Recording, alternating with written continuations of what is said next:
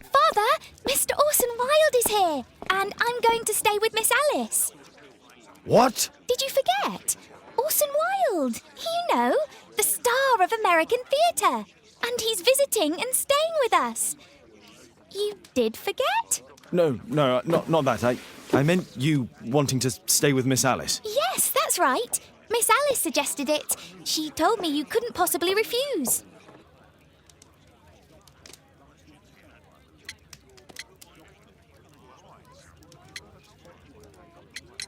Why don't you stay with Mrs. Hudson? Oh, but Miss Caitlin has more in common with Miss Alice, and they get along so well. Guess what, Mrs. Hudson? Mr. Wilde is here to study my father's character for his next play. And he won't be disappointed, will he? Father is so pig-headed. I can't believe it! The great Sherlock Holmes standing in front of me! I'm sure that our two brains will... Brains.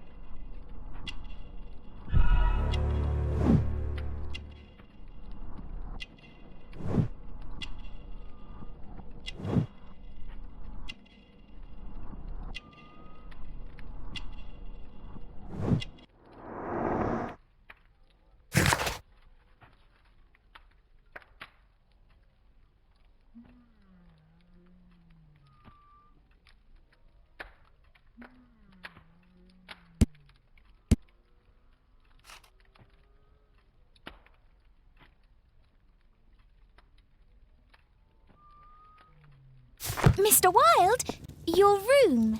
Charming. This is such a fascinating city. We need to talk. I'd rather not. You're going to be angry again. Goodbye, Mr. Wilde. Is it 5 o'clock already? I think I might go and ask Mrs. Hudson for some tea.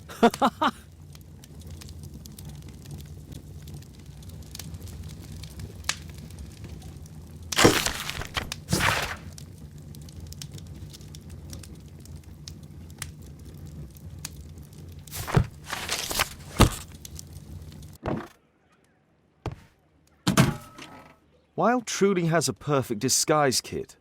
Do actors really need all this?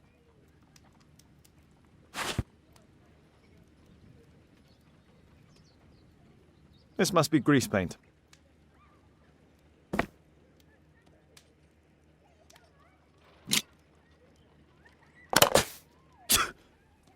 Face powder of an excellent quality.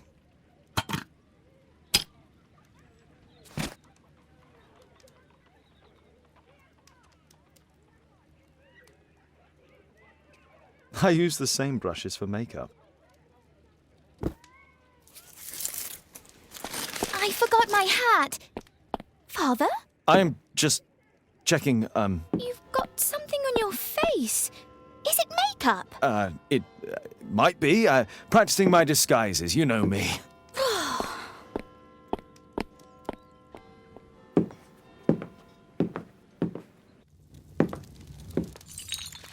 No, don't touch that! No!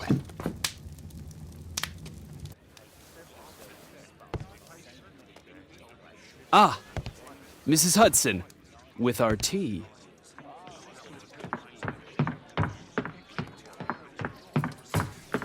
Not quite. We have a visitor. However, the lady is not so much angry as perplexed. Good day to you, gentlemen. My name is Mary Sutherland. I have come to you, Mr. Holmes, because I would give everything I have to know what has become of Mr. Hosmer Angel. Why the haste, Miss Sutherland? Mr. Hosmer Angel has disappeared, and my father, Mr. Winterbank, will do nothing. It makes me so angry.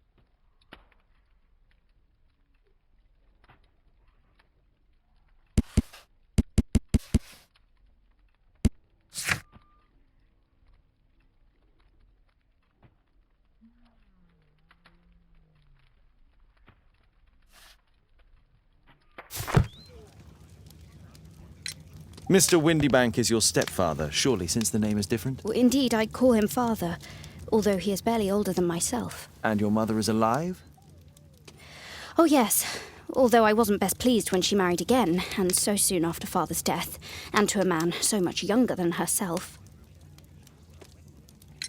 What is your connection with Mr. Hosmer Angel? I met him at the gasfitters' ball. Mr. Winterbank did not wish for me and mother to attend. He never did wish us to go anywhere, but this time I was quite set on it. Fortunately, he left for France upon some business, and so didn't have any say in it. And I met Mr. Angel that night. We met again after that and would take walks together. But then father returned, and we could no longer meet. Why was your stepfather against your going anywhere? Well, he didn't like anything of that sort. He used to say that a woman should be happy in her own family circle. Did Mr. Hosmer Angel make no attempt to see you? Well, father was going off again in a week. And Hosmer wrote and said that it would be better for us not to see each other until father had gone. After that, he stopped writing. Where does Mr. Angel live? I don't know exactly. I address all of his letters to the Leadenhall Street post office for collection. Were you engaged? Oh yes, Mr. Holmes. Right after the first walk that we took. Do you have your own income? I do, from an inheritance. It was left to me by my Uncle Ned in Auckland. Then you have all that you could wish for, naturally. Well, I live at home and don't wish to be a burden to my family, so they have the use of the money. Is there anything else that you can tell me about Mr. Angel? He is a very shy man. He would rather walk with me in the evening, so as to be discreet. I put a missing persons notice in last Saturday's Chronicle. Here's a copy, and a letter from him. Ha! A love letter. Yes, I see. As I anticipated, this validates my deductions perfectly. What deductions, Mr. Mr. Wilde. Holmes. Tell her.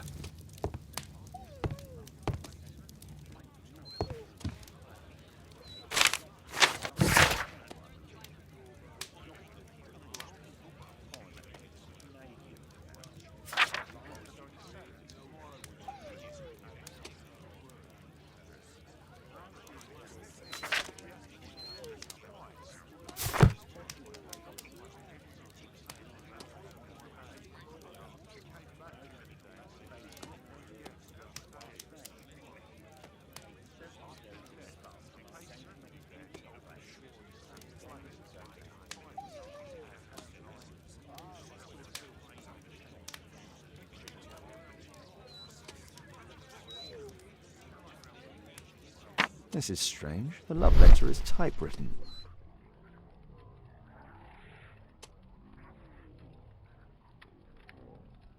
Good quality paper, quite smooth. Fairly common ink, nothing...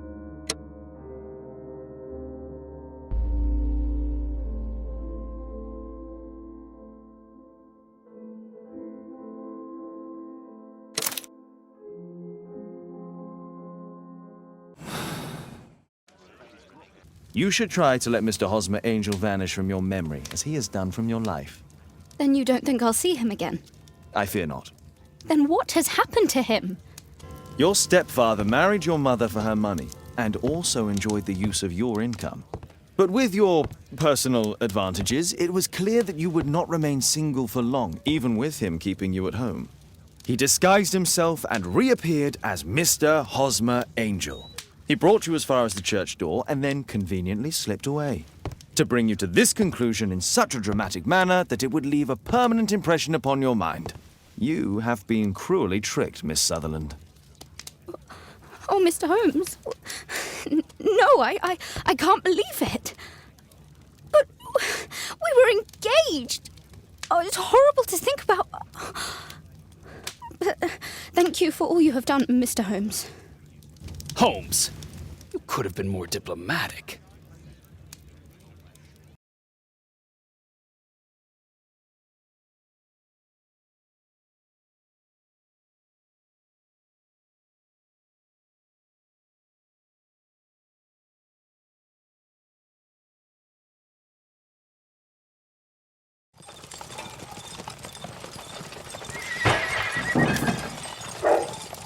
What is going on?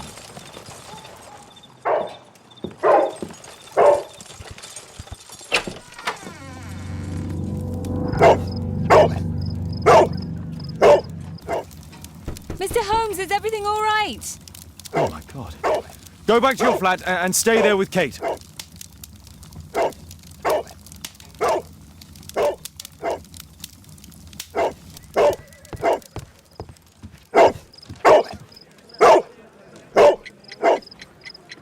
It's ticking.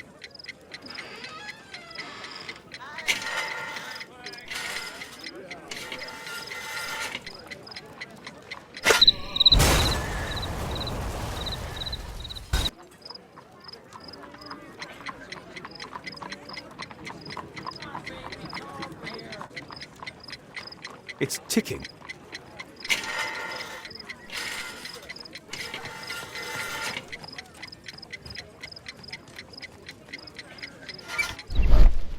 I see wires inside. They could be connected to the cover.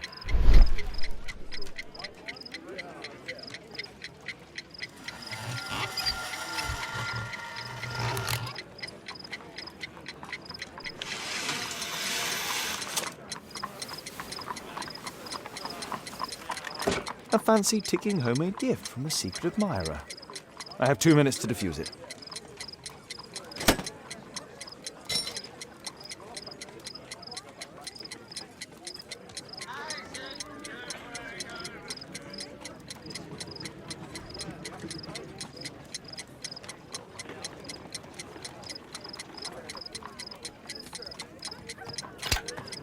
Whew.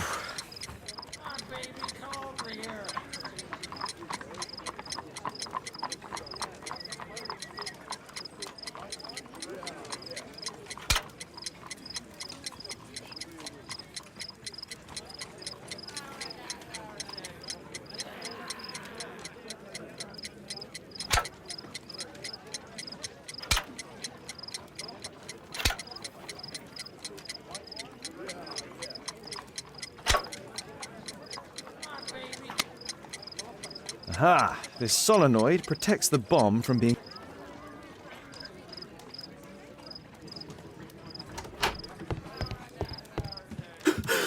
What happened? Just a small bomb. Somebody wants to kill me? What for?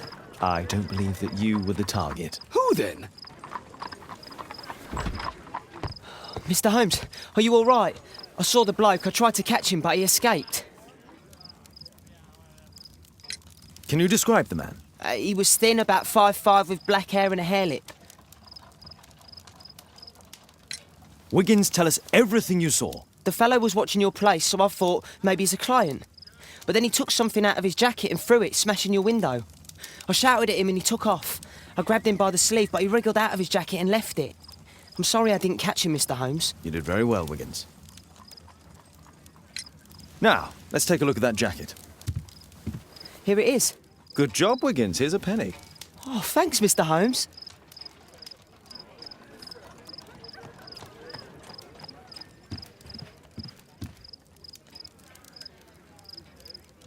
Let's see what's inside. There could be a hidden message that's been written with some lemon juice. No, don't touch anything else.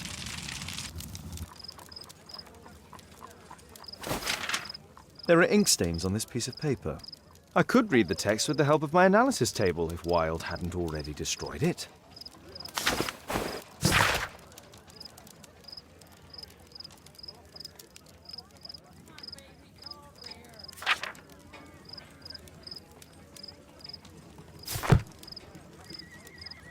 A poem. But what does it mean? This isn't a poem. It's a song called Rally Mohawks. That great moment when America rebelled against England's dominance. Then rally, boys, and hasten on to meet our chiefs at the Green Dragon.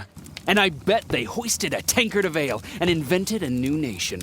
Along with deciding if this was the week they got to dump some tea into Yon Harbor.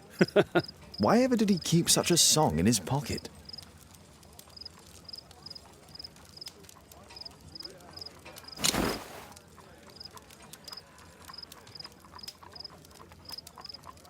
JT are the owner's initials.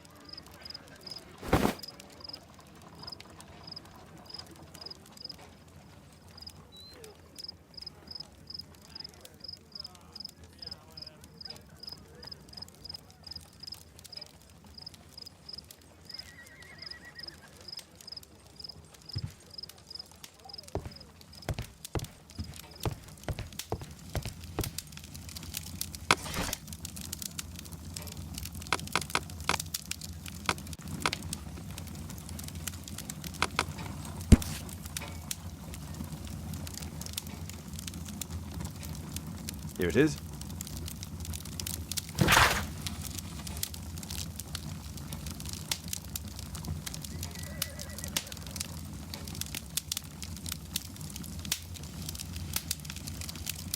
That's all I can do for now. Let's try and get a few hours of sleep. How can you sleep when there is someone trying to kill me? How selfish.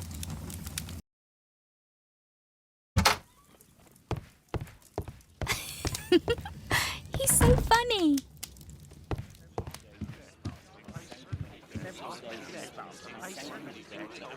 Did you sleep well, Kate? Very well, thank you, Father. Is that Wilde? Whatever is he doing now? He's transforming you into a legend. Oh, silly man. Kate, what's the matter? Well, I just came by to tell you that I'm going to the zoo with Alice. We'll be having lunch in town. The zoo? What on earth for? Perhaps because it is my birthday today?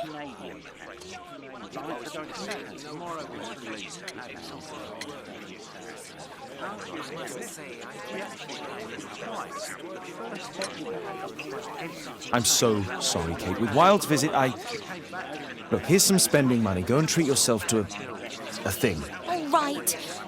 I'll go then. Kate. You never do anything right. All right. Come here. I've had enough of you not caring about me. I do care.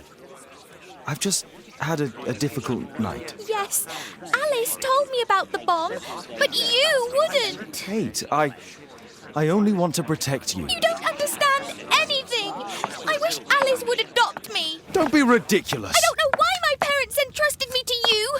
Did they really know you? Kate, come back. Damn it. Such a waste. This Alice, I have an odd sense about her. It's as if she's playing with Kate's feelings. This would be a good opportunity to investigate Alice's flat while they're absent.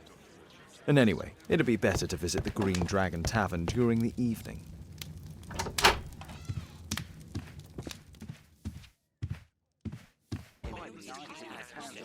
Mrs. Hudson is not at home. Force is not an option. I should find another way inside Alice's flat. A back room.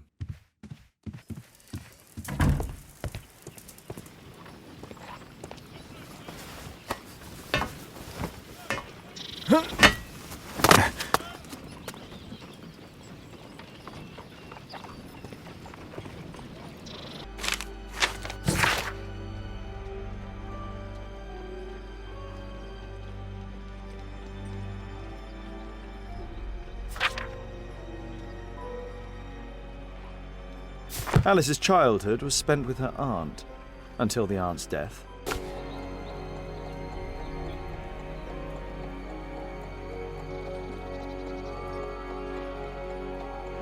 Alice prepared a gift for Kate. She remembered her birthday. Well, women are good at that sort of thing.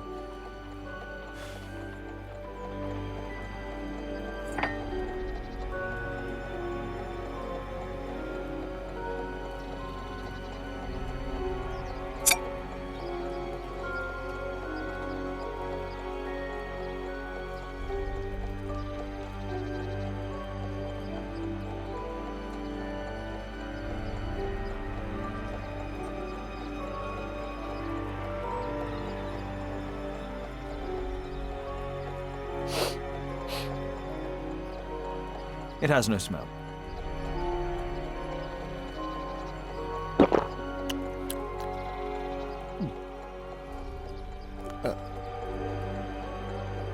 No smell, bitter taste. It's a tincture of barbiturate.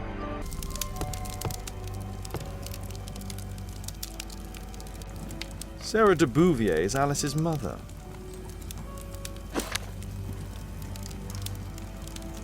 Strange taste in literature.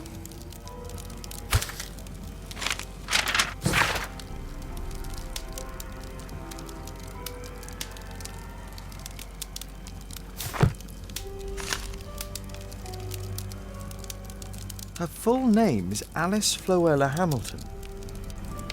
Alice used her mother's name to lease the flat.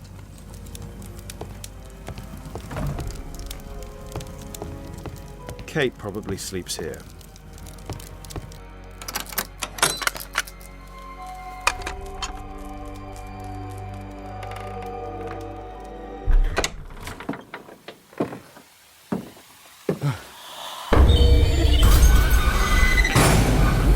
Oh my God.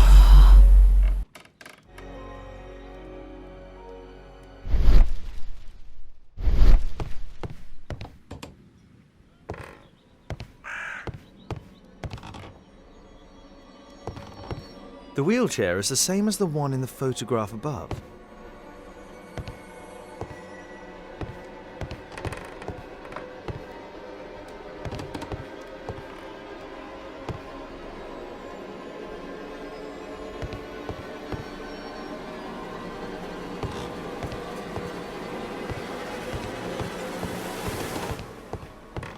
My word, look at this setup. Alice practices spiritualism.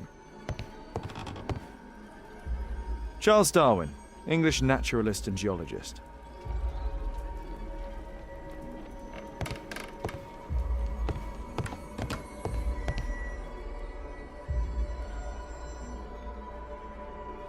William Hamilton. But I know him. He was a bandit who I arrested 20 years ago.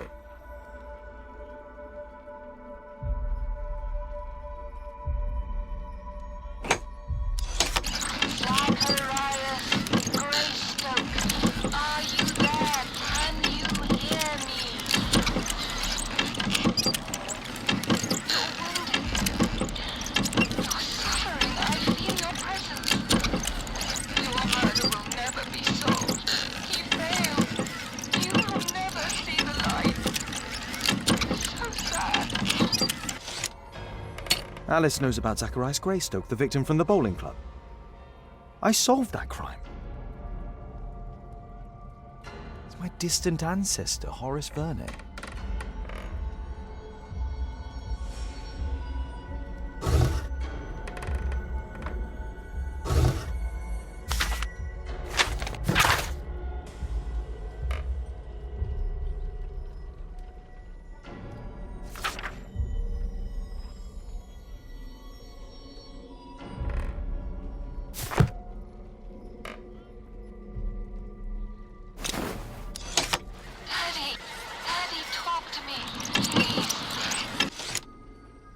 Alice is talking with her father, William Hamilton.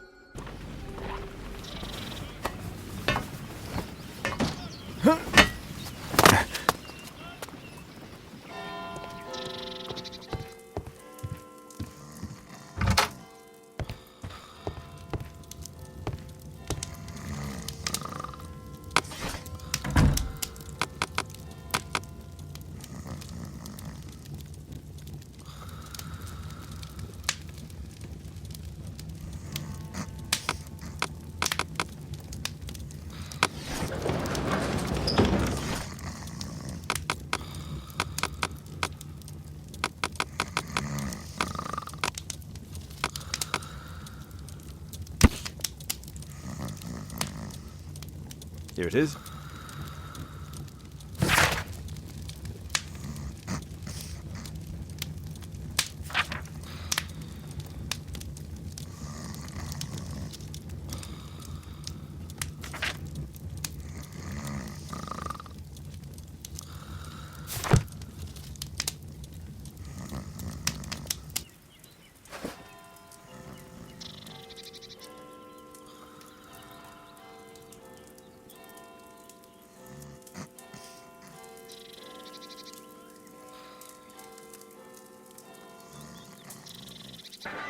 Come on, Bobby, push back. Hey, you, shut up! Well done, Tuppence Bobby. on Adam! I put a penny on Adam winning. Bobby, I just put 5 pence on you.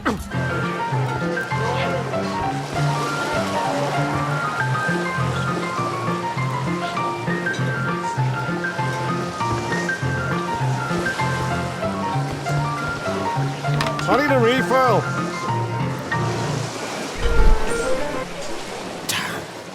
Your tackle arm has failed.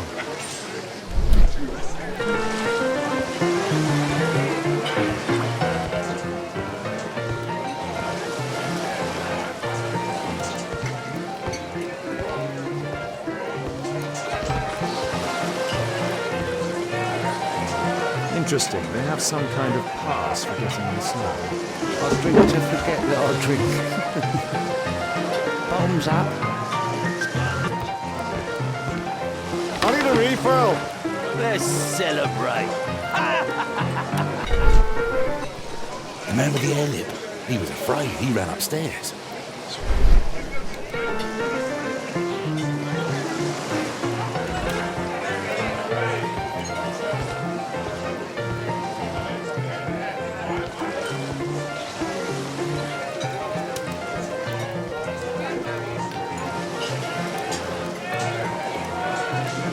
A man with a head.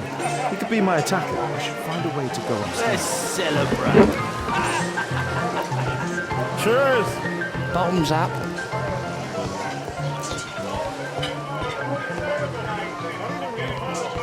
Let's celebrate.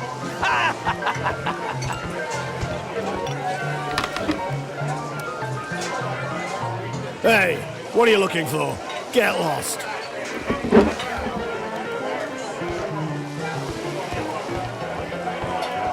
Let's celebrate.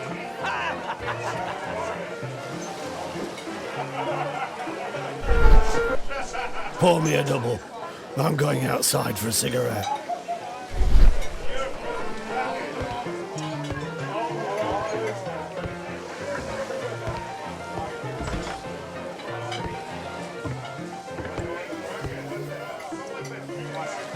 He has a pass. I could steal it to gain entry.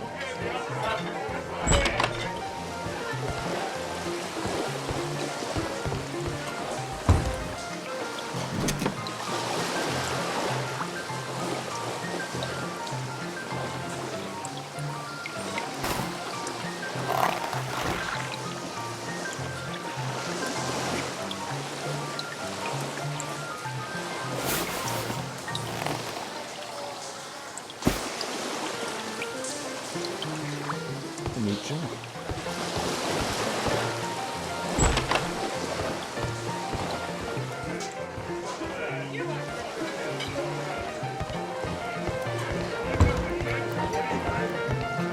Let's celebrate. Cheers. You can get in. Bottoms up. I need a refill. Let's celebrate.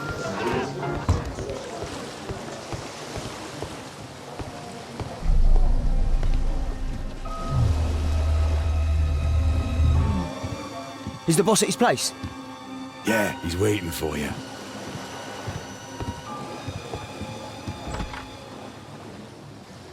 Ah, man. I should find a way to follow him. It's not a gambling room, so get out of here. I have to get across to the other side. Perhaps from there I can reach the guarded area. Hey, what do you think you're doing? That's private. Gamble or get out. I have to create a diversion that will move the guard away from the door. It's my lucky day. Fools